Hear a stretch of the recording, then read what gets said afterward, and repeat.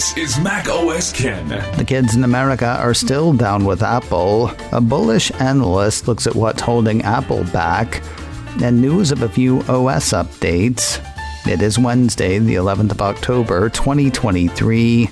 I'm Ken Ray, and this is news from macOS Ken, brought to you by yours truly and sponsored by American Tech Support. Set up and support for businesses and homes for over 20 years.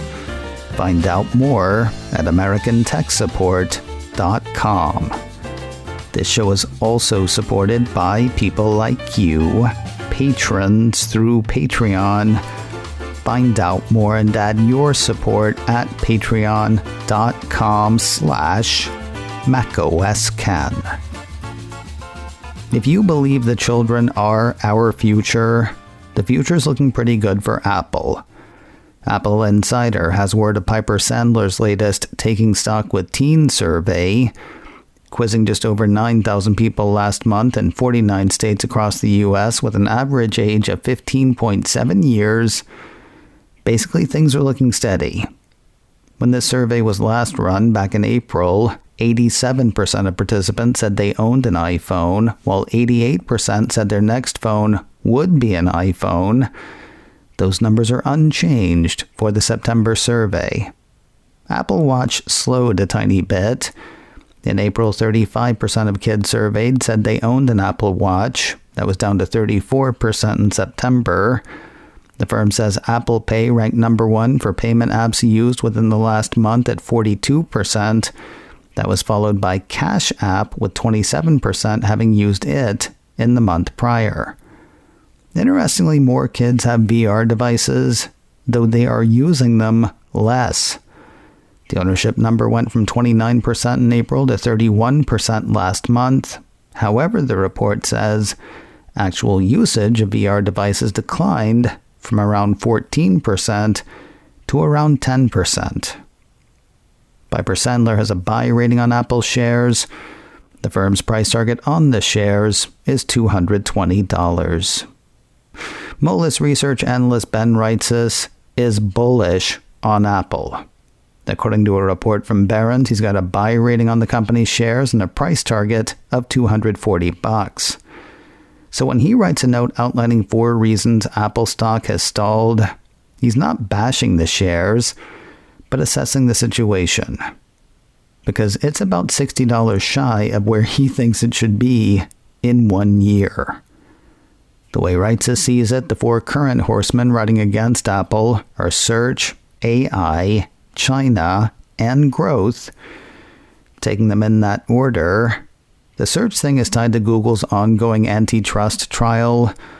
No verdict has been reached in that, and Google is bound to appeal any verdict it does not like.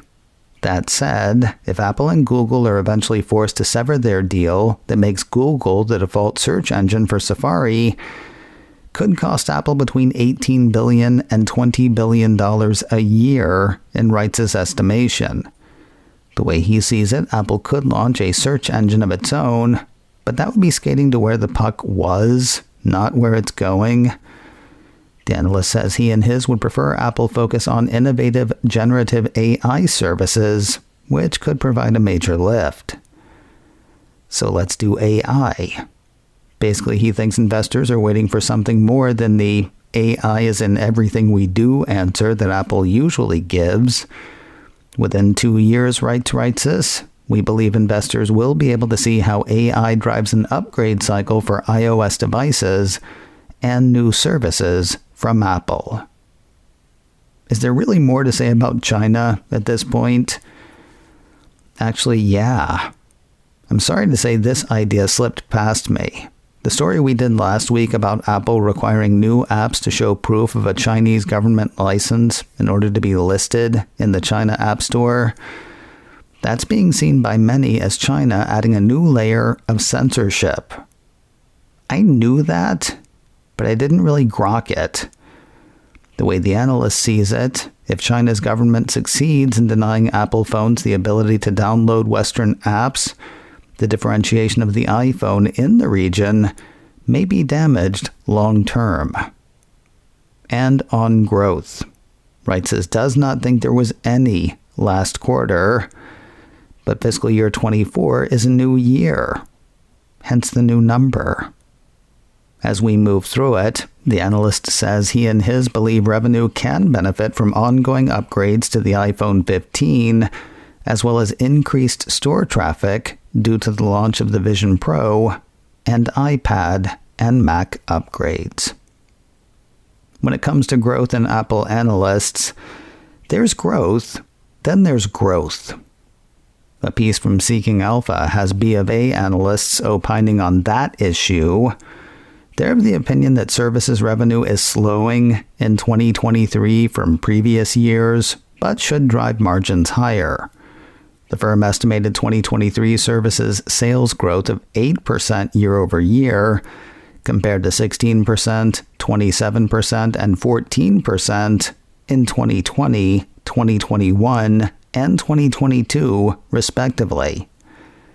You remember those years. They were the ones when we couldn't go anywhere, couldn't do anything, but still had money to spend.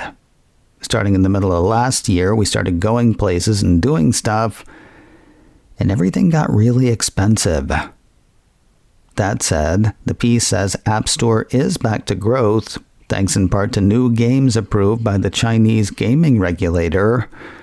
More growth is expected as new users are added and new offerings come online, including apps and services for Apple Vision Pro.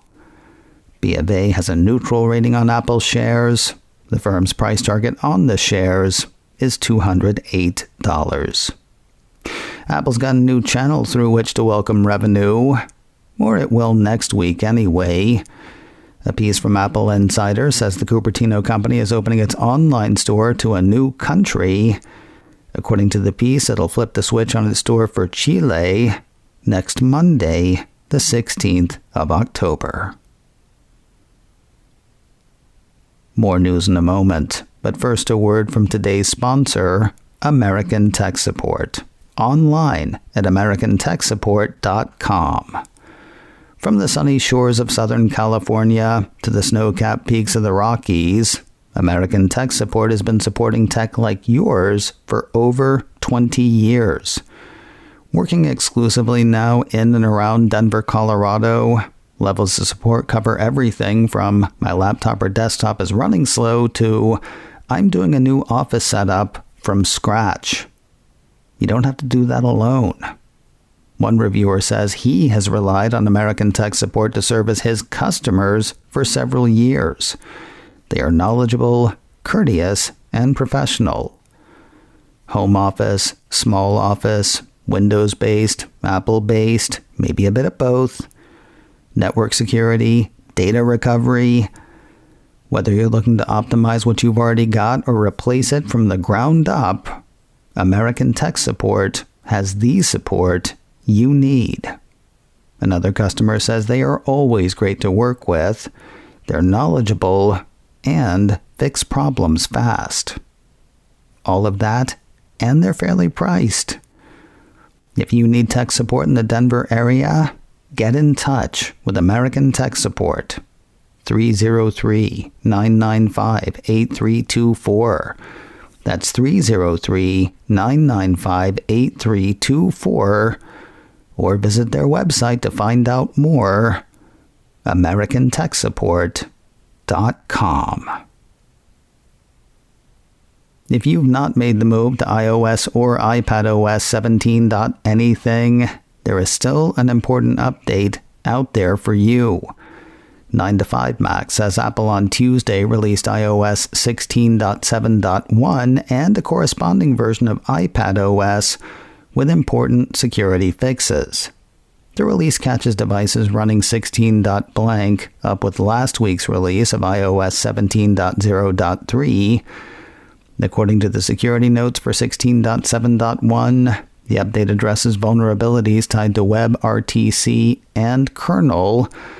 On the latter, Apple says it is aware of a report that this issue may have been actively exploited against versions of iOS before iOS 16.6. The march toward iOS 17.1 and its compatriots is going at a decent clip.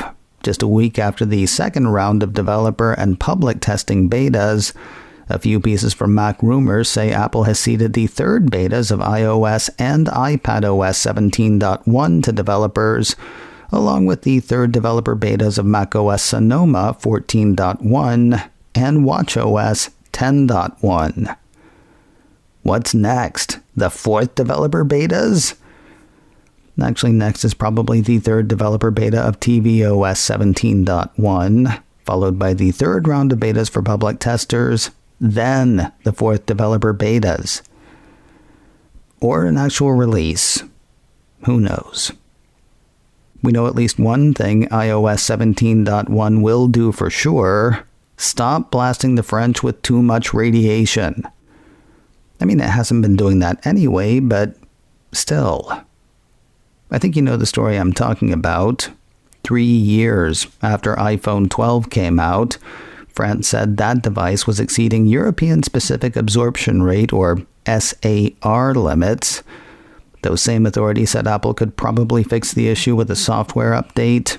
Apple said it would do that, then submitted that update for approval. Then a little over a week ago, France approved Apple's software fix. You'd think that would be the kind of thing they'd rush out immediately, but no. A piece from Mac Rumors says that fix will be in iOS 17.1, which will be out at some point. If you're wondering how this whole thing came about, Apple's smartphone is apparently smarter than French authorities realized. What French authorities found were emissions that exceeded European electromagnetic radiation standards. What the authorities apparently did not know was that iPhone is smart enough to know when it's resting on a body as opposed to on a table or a desk.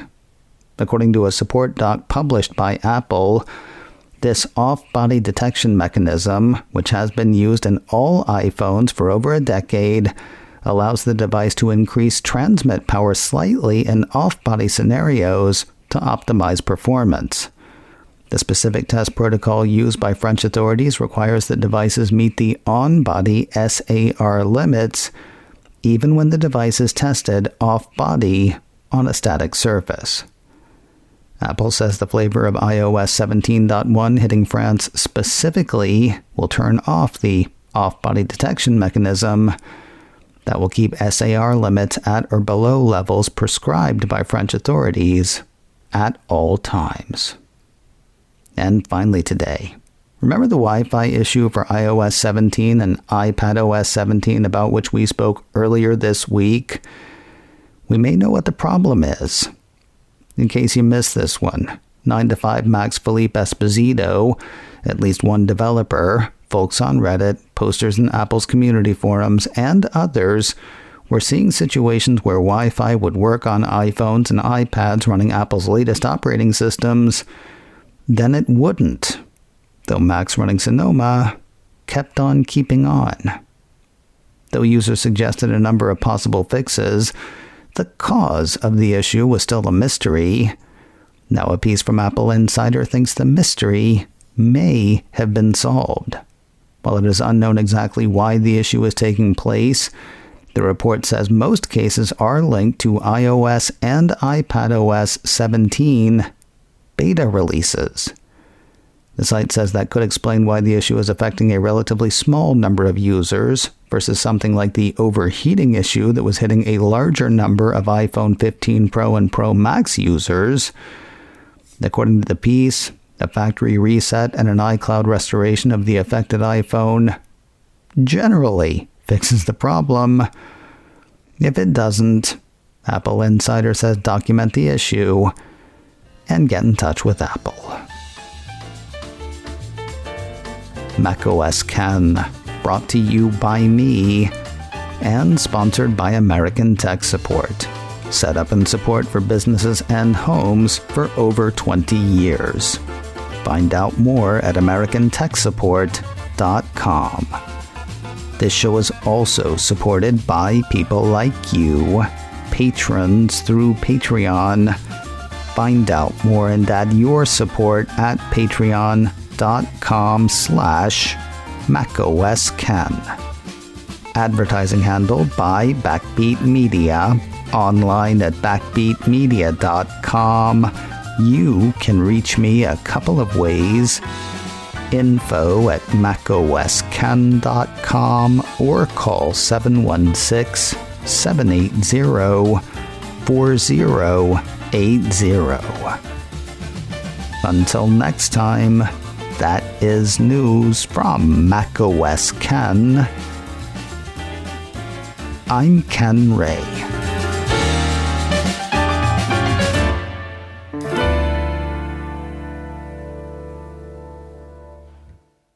Ciao.